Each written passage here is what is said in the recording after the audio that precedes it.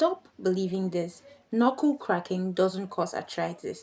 That popping sound you hear whenever you crack your knuckles comes from gas bubbles in your joint, not bone damage. There is no scientific evidence that proves that knuckle cracking causes arthritis.